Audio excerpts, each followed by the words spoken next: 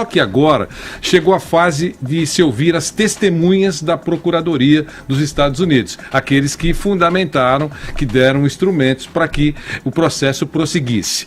E um deles foi ontem, né? O Alejandro Burzaco. Quem é esse cara? Esse cara é um argentino, riquíssimo e presidente da poderosa Torneos e Competências, que é uma empresa tradicionalíssima, importante, de décadas no nosso continente, que tem como especialidade comprar eventos esportivos, direitos de transmissão de eventos esportivos. Sim. Os mais importantes eventos esportivos, inclusive Copa do Mundo, passaram e vão passar, acho que por enquanto, pelos escritórios da Torneios e Competências. Ele se apresentou à Justiça dos Estados Unidos há mais de um ano, porque sabia que a coisa ia explodir, ficou lá, está preso, uma prisão domiciliar, mas está preso nos Estados Unidos, e foi um dos primeiros a concordar. Não é delação que eles chamam nos Estados Unidos, mas é colaboração com a justiça americana, para entregar tudo.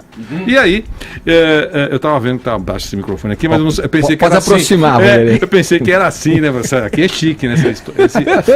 Esse estúdio é chique, né? Então, eu só queria dizer isso a você. E ele começou a entregar todo mundo lá. Estava o Marinho, todo mundo sendo julgado, e ele olhando para esse pessoal todo, disse: olha, paguei propina para todos eles, para você, paguei para todo mundo, e deu vários nomes.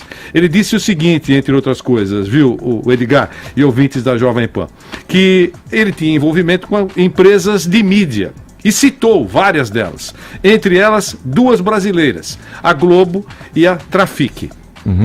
E segundo o Burzaco, todas as empresas pagaram propina para os dirigentes, todas elas, no depoimento dele.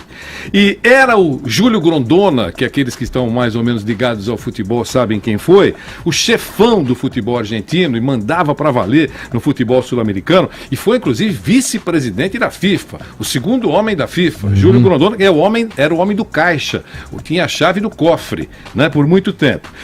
Ele que era o responsável por distribuir o dinheiro para a cartolagem. Aí ele morreu. Quando ele morreu, o Marco Polo Deonero e o Juan Ángel Napó, naquela época presidente da Conmebol, assumiram o esquema de pagamento de propinas. Isso, o depoimento que foi dado ontem. E para todo mundo, ele disse, porque o procurador perguntou quem é que recebia.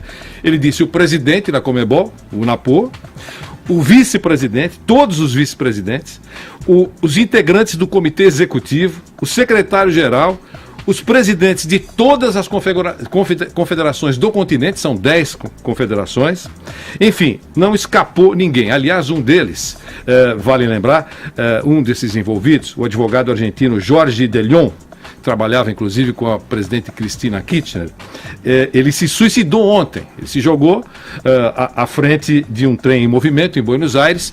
Ele também estava sendo acusado nesse processo de ter recebido 4 milhões de dólares. E ele se suicidou ontem. Veja o que nós estamos falando, que estamos vivendo nesse momento.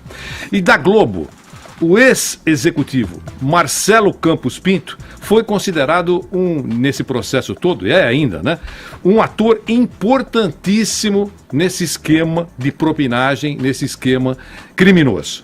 Até 2015, Edgar, ele era o responsável pela negociação de direitos de transmissão adquiridos pela Globo.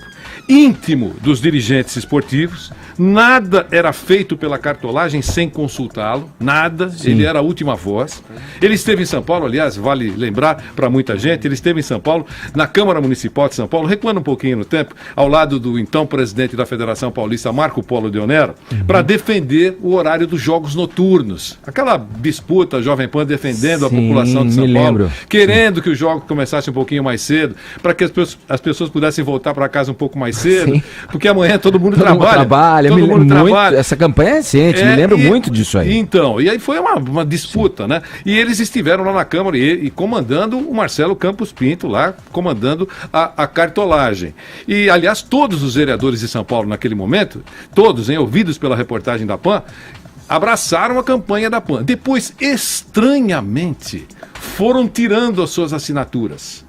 E para nós foi uma surpresa muito grande, porque os dois que fizeram, colocaram o projeto, os dois últimos não vão ser, porque eles colocaram o projeto, esses caras não vão dar para trás. Também saíram fora. Aguinaldo Timóteo e Goulart. Na época, hoje é deputado, na época era vereador. Bom, de qualquer maneira, a página virou. O Marcelo Campos Pinto sempre foi a última voz, eu insisto nisso. Cartolas de todos os níveis se submetiam aos seus desejos. E nos acordos de propina, distribuídos inclusive em Buenos Aires, fora do Brasil, lá estava o Marcelo Campos Pinto, segundo a testemunha da justiça americana. O dinheiro era transferido para a Ásia, para o Oriente Médio, para contas fantasmas, e o FBI inclusive identificou contas em nomes de pessoas brasileiras mortas, mas que o dinheiro era endereçado a cartolas brasileiros. Isso vai acontecer e nós vamos conhecer tudo isso um pouquinho mais para frente. Sabe por quê, Edgar? Porque agora vem uma outra testemunha bombástica, vai ser ouvida nas últimas horas. J. Ávila, que foi o primeiro, aquele que puxou o fio. Ele fez inclusive um trabalho de escuta orientado pelo FBI. Então, ele vai ser a próxima testemunha. A gente, pelo menos, espera, porque, pelas informações, que será um depoimento mais bombástico do que fez esse argentino.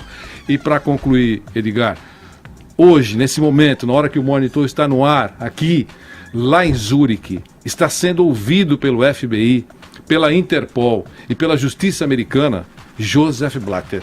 A pedido dele, Edgar, ele decidiu falar porque sabe que a batata está assando. Sim. Então o pessoal dos Estados Unidos foi para lá para ouvi-lo e ele diz que tem documentos e gravações. Então, claro, e com o Blatter a conversa será: o dinheiro que a FIFA recebeu como propinagem dada por essa empresa argentina para ter os direitos de transmissão da Copa de 2018 até a Copa, pasmem, de 2030, a chamada propina futura. Quer dizer, os corruptos vão morrendo, o sistema de corrupção continua, vai se perpetuando. Né? Todos negaram, evidentemente, aqueles que estão sendo acusados, e há, inclusive, eu sei que você vai apresentar aí, uma nota importante da Globo sobre isso. Sim.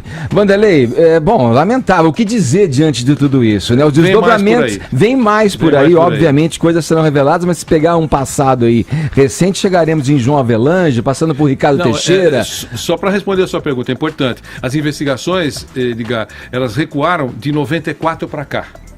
Então você tem tudo isso, você imagina o que tem de papel lá em Nova York, papel e coisas registradas nos computadores. De 94 até agora, foram milhões e milhões e milhões de dólares de propina. Olha, e com relação à transmissão, aí isso se estende para a política também, porque as coisas se estendem para a corrupção em termos de superfaturamentos de